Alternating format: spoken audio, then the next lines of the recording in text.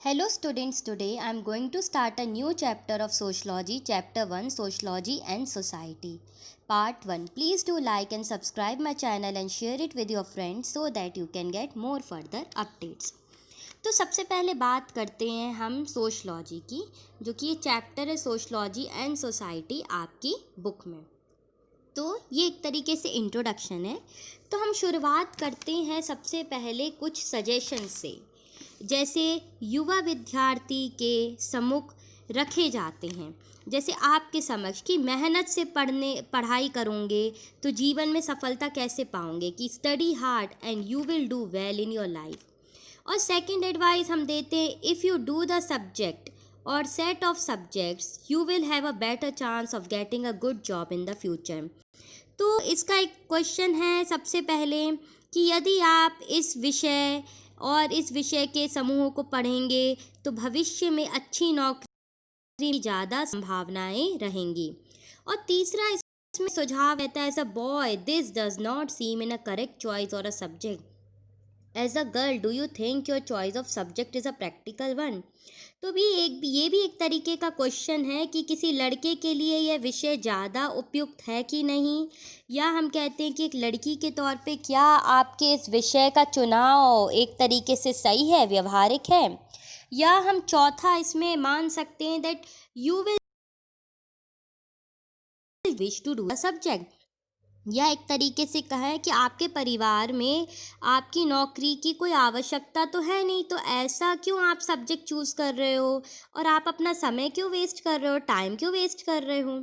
तो इस तरीके के क्वेश्चंस आते हैं कि आपके अपने पारिवारिक व्यवसाय का कार्य करना है, तो क्या आप इस विषय को पढ़ना चाहते हो, क्या आपको यह विषय अच्छा लगता है। तो let us examine the suggestion, do you think the first advice contradict with the third one. तो हम ये भी देख सकते हैं कि क्या ये पहला सुझाव दूसरे सुझाव से ज़्यादा इम्पॉर्टेंट है, या ये एक इंडिविजुअल एफर्ट है। तो ये भी हम मान सकते हैं कि क्या डिसाइड करना चाहिए और क्या नहीं, क्योंकि पहले हम शुरुआत करते हैं तो कोई कठिन परिश्रम करेंगे तो ही आपको अच्छा कार्य करने का एक मौका मिलेगा और आप एक अच्छी नौकरी पाएंगे। तो ये भी एक तरीके का सुझाव है जो कि इसमें दिया हुआ है कि the third fourth advice complicate the matter even more. तो इसका ये है कि दूसरा सुझाव तो एक दर्शनीय है, लेकिन अगर हम इसके तीसरा और चौथा सुझाव भी माने तो ये इस चीज़ को जटिल बना देता है कि केवल हमारा व्यक्तिगत प्रयास और नौकरी का बाजार ही नहीं, बल्कि हमारा जेंडर जो कि लिंग, फैमिली, हमारा परिवार और सोशल बैकग्राउंड भी मैटर करता है किसी भी चीज़ के अध्ययन को पाने के लिए। तो इंडिविजुअल एफर्ट डिफाइन आउटकम्स, हम मान सकते हैं व्यक्तिगत प्रयासों का बहुत अधिक महत्व है, लेकिन यह आवश्यक नहीं है कि वह परिणाम निश्चित करें। जैसे कि हम देखते हैं कि अन्य समाज में कारक भी हैं जो आते हैं इनकी। तो हमारे नौकरी का बाजार, या हम कहते हैं जॉब मार्केट, या इकोनॉमिक सोशल इकोनॉमिक बैकग्राउंड जिसको हम कहते हैं सामाजिक अथवा या एक तरीके का जेंडर डिस्क्रिमिनेटली जेंडर लिंग, तो ये भी एक सेटिस्फैक्शन देता है। To do culture and social norms have any role to play.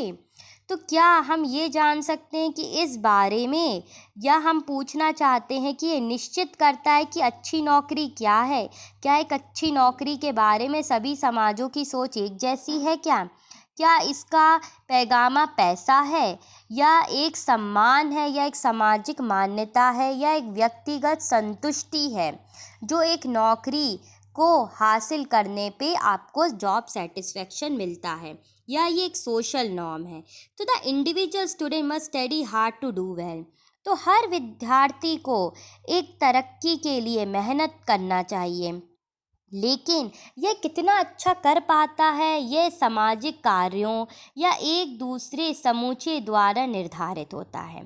तो नौकरी का बाजार अर्थव्यवस्था की ज़रूरत से परिभाषित है, लेकिन मान सकते हैं कि आगे करना और need of economy are again determined by economic and political factor.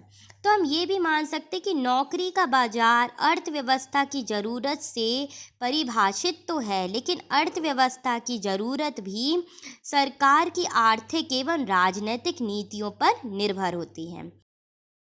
विद्यार्थी की नौकरी के अवसर पर विशिष्ट राजनैतिक आर्थिक आंकड़ों के साथ साथ उसके परिवार की भी सामाजिक पृष्ठभूमि को भी हमें प्रभावित करना है। तो जैसे कि यहाँ लिखा है, this gives a preliminary sense of how sociology studies human society as an interconnected whole and how society and the individual interact with each other. तो इससे हम ये मान सकते हैं कि राजनैतिक आर्थिक आंकड़े एक साथ साथ उसके परिवार की सामाजिक पृष्ठभूमि में भी प्रभावित होते हैं, और हम ये ज्ञान मिलता है कि इस समाज शास्त्र मानव समाज में एक संबंधित समग्र के रूप में अध्ययन करता है, या किसी तरह समाज और व्यक्ति एक दूसरे से अतिक्रिया करता है। तो इस माध्यम से हमें ये समझना चाहिए कि विद्यार्थी इस समस्या से प्रभावित रहता है। ये एक पब्लिक इशू है और इसकी सेल्फ एविडेंट बहुत ज़्यादा ज़रूरत है। तो ये एक तरीके से विद्यार्थी की समस्या से भी प्रभावित करता है, और ये एक जाना माना तौर है कि समाजशास्त्र का एक कार्य व्यक्तिगत समस्याएं और जनरहित मुद्दों के बीच में संबंध को स्पष्ट करता है। अध्याय में हम सबसे पहले ये पढ़ेंगे कि आखिर ये सब है क्या। और हम ये पहले वी हैव ऑलरेडी सीन, ये जो नीचे लिखा है that good job means different thing to different society. तो हम ये पहले भी जान चुके कि एक अच्छी नौकरी का अर्थ भिन्न भिन्न समाजों में भिन्न भिन्न है। तो किसी व्यक्ति के लिए किसी नौकरी की सामाजिक प्रतिष्ठा कितनी है अथवा नहीं है, तो इस व्यक्ति के हम प्रासंगिक समाज या संस्कृति पर निर्भर करता है। तो ये एक तरीके का अर्थ है कि इसका सामाजिक अर्थ क्या है, क्या ये रेवेलेंट है, क्या ये हमारी सोशल स्टीम या हमारा है, या ये रेवेलेंट है सोसाइटी, या ये सोसाइटी का इंडिविजुअल बिलोंगिंगनेस है, क्या ये सोसाइटी इंडिविजुअल बिलोंग करती है या ये नेबरहुड है। तो ये एक चीज़ है, ये कास्ट है कि ट्राइब सर्कल है, पेरेंट्स है, नेशन है। तो ये हमें चैप्टर इस बारे में बताएगा। तो ये क्या है एक्चुअली, भिन्न भिन्न समाजों में भिन्न भिन्न अर्थ हैं। तो ये समाजों में इसका हम मान सकते कि प्रसंग है या अर्थ है, यह समाज से संबंधित रखता है, आपास पड़ोस है, समुदाय है, जनजाति है, माता पिता का व्यापारिक दायित्व है, राष्ट्र है, अध्याय है, दूसरी बिंदु है, अधिक समाजों से जुड़ा हुआ समाज है। तो ये भी क्वेश्चंस हैं जो कि अराइज होते हैं अर्थशास्त्र में कि आखिर ये सब चीज़ें हैं क्या और इसका मूल कारण क्या है। तो हम ये देखते हैं, in this chapter introduces the sociology as a systematic study of society. तो ये जानते हैं कि ये समाजशास्त्र भी है, और ये इसका दर्शनीय हम मान सकते हैं सेल्फ ऑब्जर्वेशन। तो धार्मिक अनुसूचित एवं साथ ही समाज में रोजमार्ग मिलना।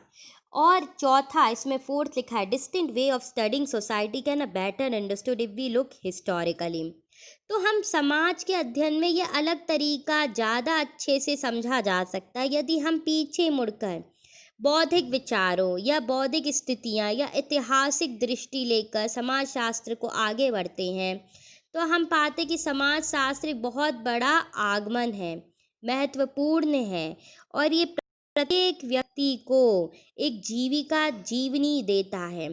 तो समाजशास्त्र बहुत बड़ा लोगों के हित में कल्याण है कि ये कैसे हमें डिसिप्लिन देता है, समाज में आगे बढ़ने का हमें नेतृत्व देता है, और इससे हम आगे अपने क्षेत्र संबंधों में चर्चा करते हैं। तो the sociology imagination the personal problem of the public issue. तो हम इससे भी शुरुआत करते हैं कि सुझावों में एक किया है व्यक्ति और समाज, एक समाजशास्त्र कल्पना एवं इतिहास के जीवन कथन में एक मूल्य दायित्व प्ले कर रहा है। तो ये एक एक्टिविटी दी है, इसको आप अपनी बुक में पढ़ सकते हैं एक्टिविटी। तो बेसिकली ये जो आपकी बुक में दिया है सोशलॉजी इमेजिनेशन। तो देखो, समाज शास्त्र की कल्पना हमें इतिहास और जीवन कथा में समझने एवं समाज के इन दोनों से संबंधों को समझने में सहायता करती है। यह है कि इसका वायदा भी शायद सबसे अधिक हमें परिणामदायक योग्य होता है। तो व्यक्तिगत समस्याओं और सामाजिक संरचनाओं में हमें जनहित मुद्दों के बीच में बातें करनी है और इसमें कठिनाइयाँ भी हैं और स्वयं हमें ये निजी ज्ञात अपने आप को देना है। तो स्थानीय वातावरण से ही सब कुछ होता है, जो कि यहाँ लिखा है कि individual range with the inner life. तो जो इतिहास में हमारे पुरुष स्त्री की सफलता असफलता के कार्यों में और एक समाज की शोध में या एक श्रमिक बनने में या व्यवसायी बन जाने में, तो ये एक रोजगार है और ये एक बेरोजगारी को भी उत्पन्न देता है। तो चाहे वो युद्ध होता है या बीमा एजेंट हो या रॉकेट लॉन्चर बन जाना या स्टाफ क्लर्क रडारमैन बनना, पत्नी अकेले ही रह जाती है। एक बालक पिता के बगैर बड़ा होता है और एक व्यक्ति की जिंदगी का ये एक समाज के इतिहास दोनों में जीने वाला समझा है। तो अब ये भी लिखा है कि इंदिरा आवास योजना का ये जो था दायित्व, ये जो ब्लॉक के अंदर लिखा है होमलेस पीपल, तो ये 1999 में 2000 में आरंभ हुआ था इंदिरा आवास योजना। सरकार ग्रामीण विकास मंत्रालय में भवन शहरी विकास निर्माण के लिए, तो जो गरीब गृहहीन लोग थे तो यहाँ पर ये इनको अपने मुद्दे की बात करते थे और व्यक्तिगत समस्याएं या मुद्दों पे यहाँ पर जागरूकता फैलाई जाती थी। तो अब ये थर्ड इसका है जो रूरलिटी एंड इक्वालिटी, तो ये मैं नेक्स्ट पार्ट में डिस्कस करूँगी। समाज में क्या समानताएं आई, इक्वालिटीज़, और क्या इनइक्वालिटी रही है। Please do like and subscribe my channel and share it with your friends so that you can get more further updates.